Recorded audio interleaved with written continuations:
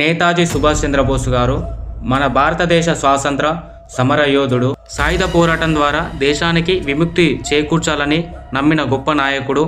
సుభాష్ చంద్రబోస్ గారు Indian national ఆర్మీని ఏర్పాటు చేసి జై హింద్, చలో ఢిల్లీ వంటి నినాదాలతో ప్రజలను ఉత్తేజపరిచాడు. అసలు సుభాష్ చంద్రబోస్ గారి జీవితం ఎలా మొదలైంది? సుభాష్ చంద్రబోస్ గారు జనవరి 23 తారీఖు 1897లో కటక్లోని జన్మించాడు. దేశభక్తి కలిగి ఉన్న కుటుంబంలో పెరిగాడు.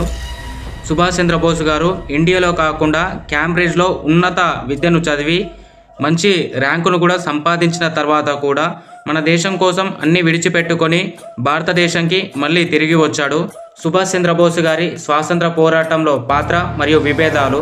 శాంతియుత మహాత్మా గాంధీ గారితో విభేదాలు వచ్చిన సాయుధ పోరాటం ద్వారా దేశానికి బ్రిటిష్ నుండి విముక్తి తీసుకురావాలని పోరాడిన వీరుడు మన సుభాష్ చంద్రబోస్ గారు.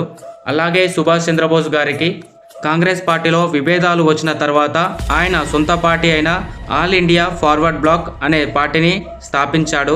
వెస్ట్ బెంగాల్లో గాంధీ గారు సుభాష్ చంద్రబోస్ని గెలవకుండా ఆపడానికి అక్కడ పట్టాభి రామయ్యని తీసుకువచ్చాడు.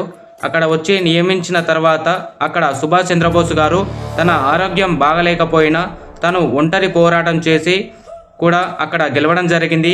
అక్కడ మహాత్మా గాంధీ గారికి తను వ్యతిరేకంగా నించున్నందుకు మన దేశంలో గాంధీ కుటుంబం ఇంతవరకు కూడా సుభాష్ చంద్రబోస్ గారిని ఎక్కడ కూడా గౌరవించలేదు. అందుకే ఇలాంటి మన స్వాతంత్రం కోసం పోరాడిన వీరులను మన రాజకీయ పరంగా ఏ విధంగా కాంగ్రెస్ పార్టీ దూరం పెడుతుంది అని ప్రతి ఒక్కరు కూడా, భారతదేశంలో ఉన్న ప్రతి ఒక్కరు కూడా గమనించుకోవాలి.